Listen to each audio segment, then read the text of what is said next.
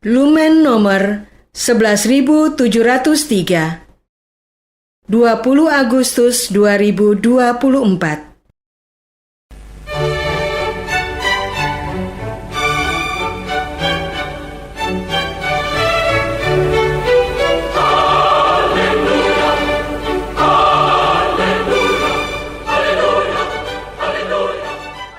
Saudara pendengar di segenap penjuru tanah air, selamat bergabung dengan Lumen Indonesia.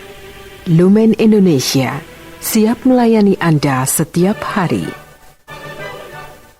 Saudara terkasih, marilah kita bersatu dalam Tuhan kita Yesus Kristus yang tidak berubah dahulu, sekarang, dan selama-lamanya. Allah Sang Maha Rahim mengasihi dan menerima sebagaimana adanya kita. Allah Bapa kita di surga senantiasa bersedia menolong, menghibur, dan meneguhkan kita dalam menghadapi segala permasalahan hidup sehari-hari.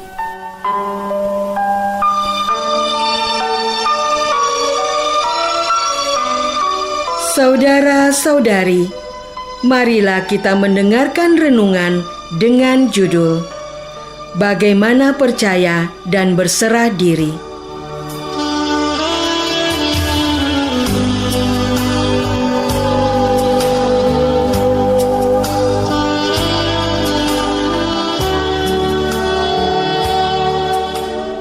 Yang berdasarkan pada Injil Matius bab 19 ayat 24 dan 26. Sekali lagi aku berkata kepadamu, lebih mudah seekor unta masuk melalui lubang jarum daripada seorang kaya masuk ke dalam kerajaan Allah. Bagi manusia hal ini tidak mungkin, tetapi bagi Allah segala sesuatu mungkin.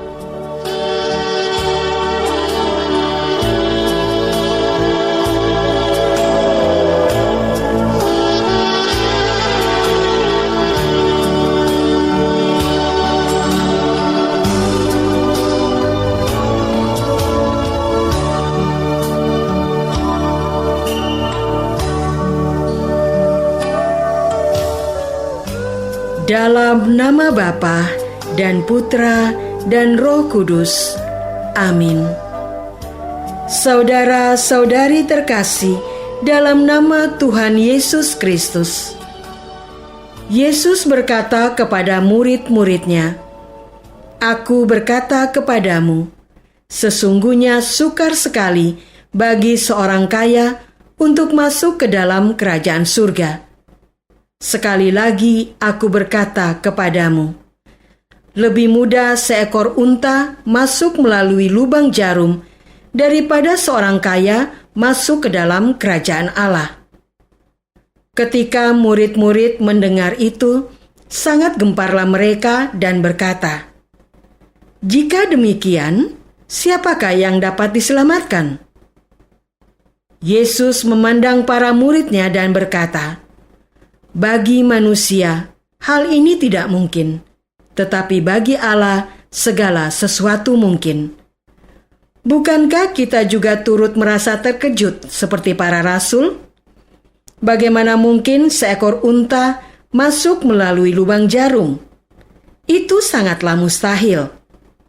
Apakah kekayaan sungguh berkuasa mendikte seseorang, sehingga orang banyak tunduk menyembah dan sangat menginginkannya jauh lebih kuat daripada kehendak bebasnya untuk mencintai Allah lebih dari segala sesuatu?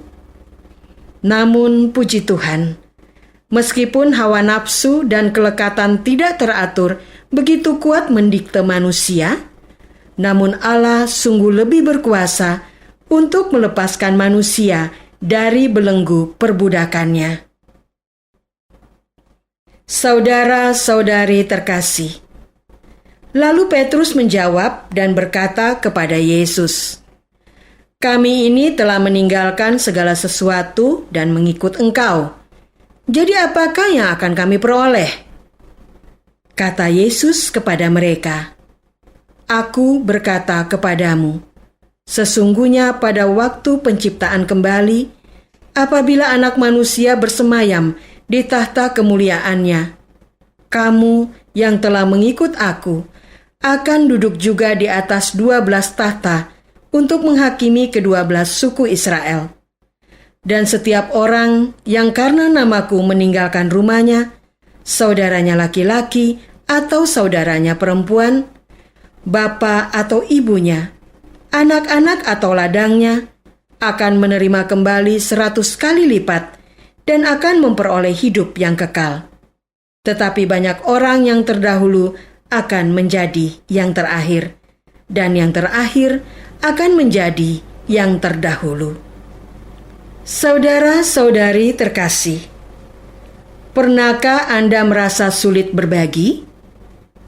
Adalah seorang pengusaha yang giat berusaha, namun senantiasa merasa kekurangan. Bukan sekedar perasaan subjektif, namun kondisi objektifnya memang sungguh-sungguh kekurangan, tidak sebanding dengan kerja keras yang sudah ia lakukan. Ia merasa frustasi karena meski sudah menyediakan waktu dan tenaga secara total, namun ia masih kesulitan untuk membayar biaya pendidikan anak-anaknya ataupun menafkahi keluarganya secara layak. Meskipun demikian, ia masih suka memberi kepada sesamanya yang lebih berkekurangan. Seiring waktu, usahanya berkembang. Perkembangan ini berawal dari refleksi dan keberanian mengakui diri bahwa selama ini ia terlalu mengikuti keinginannya sendiri untuk tampil unik dan berbeda dari yang lain, sehingga kurang lancar dalam mematuhi aturan ataupun memperhatikan ekspektasi orang lain. Ia secara tegas memutuskan untuk siap sedia menekuni kesempatan usaha yang datang kepadanya dengan memperhatikan aturan dan harapan lingkungan. Dengan cara demikian, usahanya pun berkembang pesat. Saudara-saudari terkasih, setelah kekayaannya bertambah, pengusaha tidak lagi merasa frustasi dan kekurangan. Namun sayangnya, murah hatinya juga memudar. Bukan karena ia pelit, namun seperti ada halangan di dalam diri yang membuatnya enggan dan tidak lagi antusias untuk berbagi. Fokusnya satu, yaitu bagaimana ia dapat secara terus-menerus menambahkan kekayaannya. Seperti mesin, ia terus-menerus bekerja. Sampai suatu hari, ia merasa kelelahan dan mutlak membutuhkan istirahat. Selama tidak bekerja, ketegangannya mengendor, tubuhnya rileks, pikirannya lebih tenang, dan perasaannya lebih bahagia.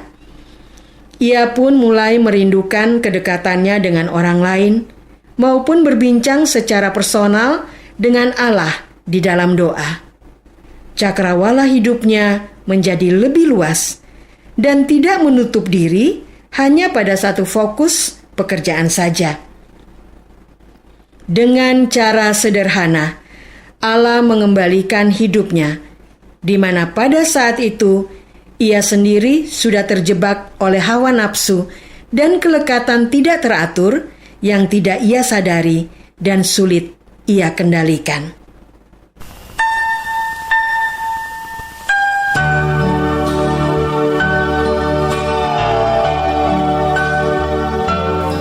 Marilah kita masuk dalam saat hening sejenak untuk meresapkan renungan yang baru saja kita dengar bersama dalam kehidupan iman kita masing-masing.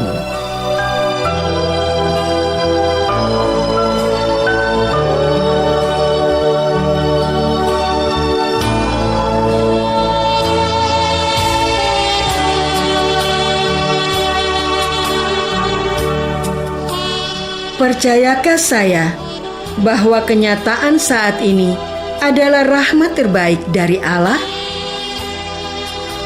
Marilah kita berdoa. Tuhan Yesus, terima kasih atas firman-Mu pada hari ini. Kami percaya bahwa apa yang mustahil untuk diupayakan oleh manusia akan Engkau berikan secara cuma-cuma melalui cara sederhana. Kami mau berserah diri ke dalam penyelenggaraanmu.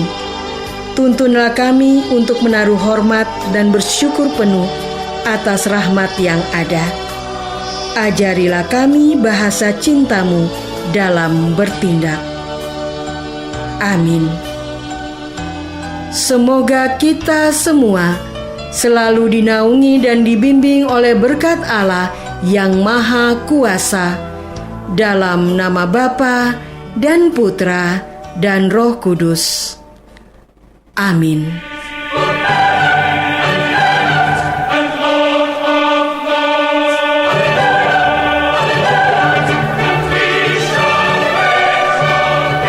Dengan penuh kasih dan sukacita, Lumen Indonesia mengundang saudara-saudara seiman di segenap penjuru tanah air. Sekiranya ada tanggapan ataupun saran, kirimkan surat Anda ke Lumen Indonesia. Terima kasih atas perhatian Anda. Sampai berjumpa lagi dengan Lumen Indonesia pada waktu dan gelombang yang sama esok hari.